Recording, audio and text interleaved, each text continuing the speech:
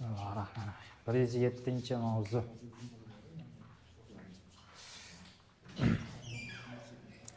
Nima ekan moddaning magnit xossalari?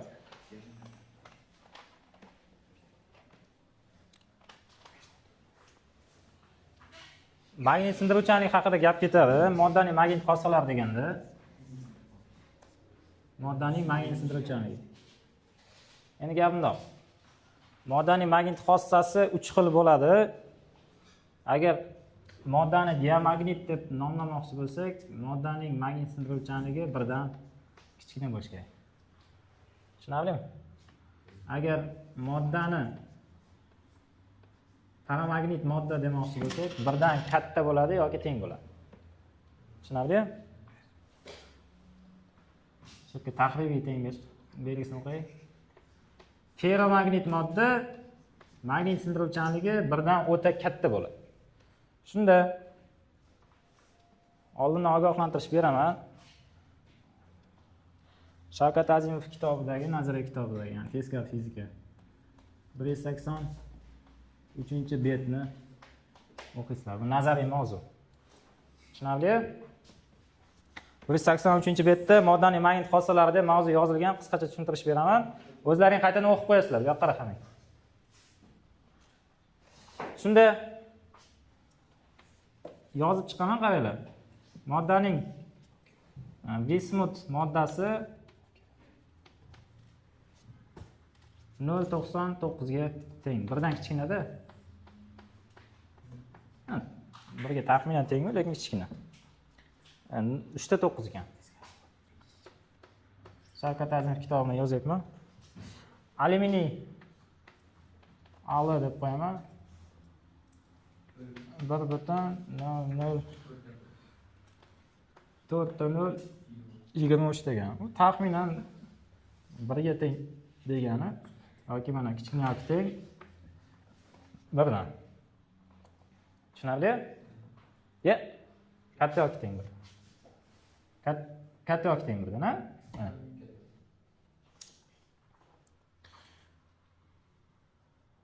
Po'lat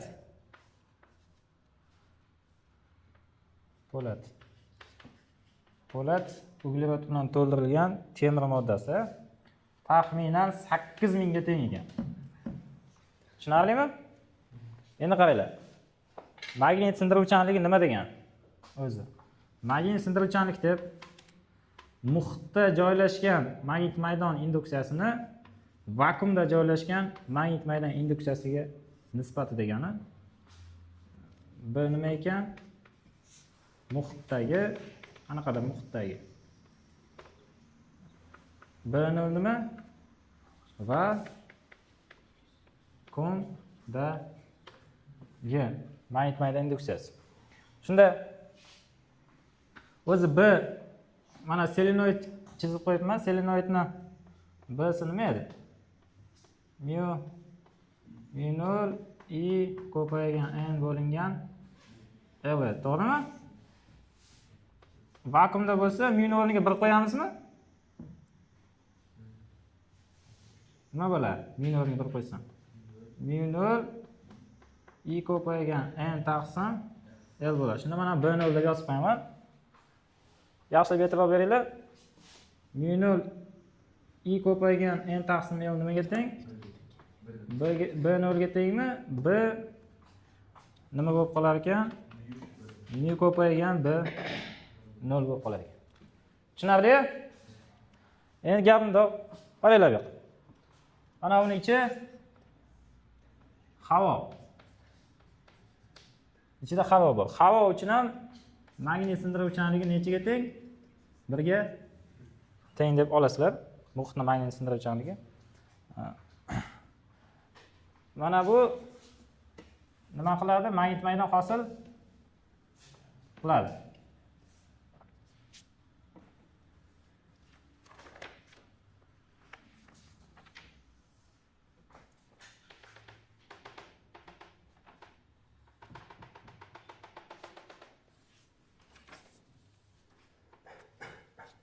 Selenoid o'zining atrofida. Mana.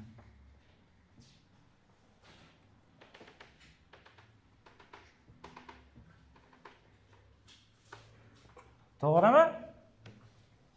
O'sha ichidagi magnit maydon induksiyasini 1 Tesla deb olaylik. Misol uchun. 1 Tesla deb olaylik. Tokning qiymati nechadir amper bo'ladi, o'ramlar soni nechtadir? Xullas hisoblaganda 1 Tesla chiqadi. Ana endi mana buni ichiga ferromagnit modda kiritaman.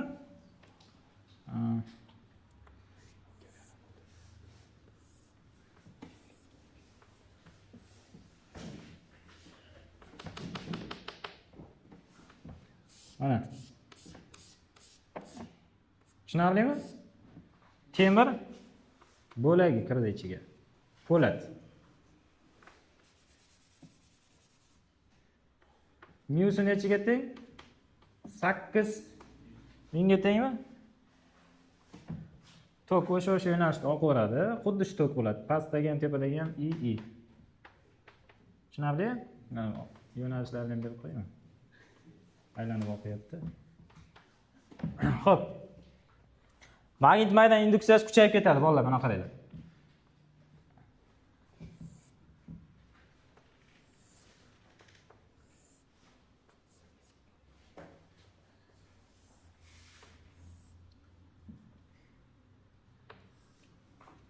Kichkina qilib chizib olay.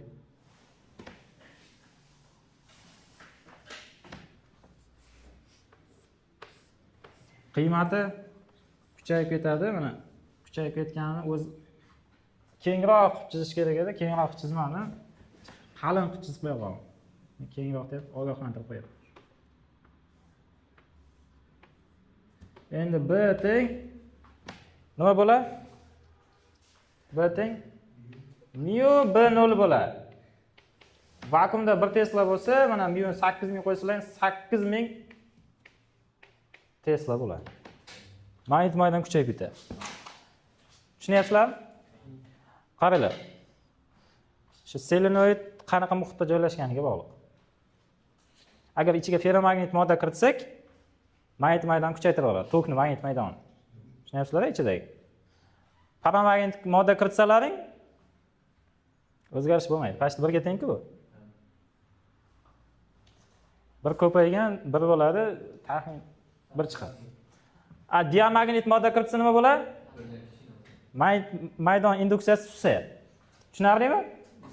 Mavzuni tushunarli? Endi Curie temperaturasi degan narsa bor.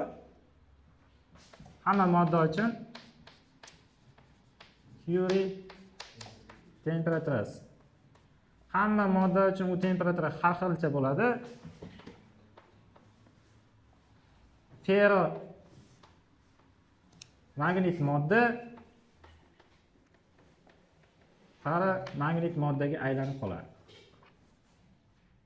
Mana metall qizdirsak, issiq metall ichiga tiqadigan bo'lsak, nimani? Selenoid ichiga joylashtiradigan bo'lsak, u magnit maydonni kuchaytirmaydi. Magnit xossasi magnit sindiruvchanligi 1 ga teng bo'lib qoladi. Tushunyapsizlar? U keyin sovishni boshlasa nima bo'ladi? Yana ferromagnit xususiyatini tiklashni boshlaydi modda. Tushunyapsizlar? O'sha temperaturaga Curie temperaturasi deyiladi. Hamma modda uchun u har xilcha bo'ladi. Misol uchun degan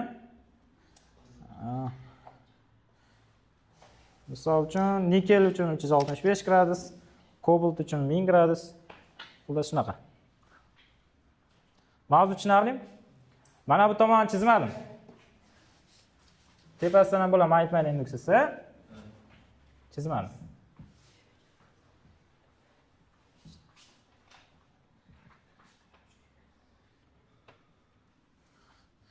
Mana главный formula bu yoqda. Tushunarlimi? Xohlasizlar ham B o'rniga to'g'ri tok formulasini qo'yinglar, pastga ham to'g'ri tok formulasini qo'yasizlar. To'g'ri tokning atrofidagi magnit maydon formulasi bor. Yoki aylanan tokniki tepaga, pastga qo'yasizlar. Shu, men selenoid bo'yicha tushuntirdim. Mavzu tugagan.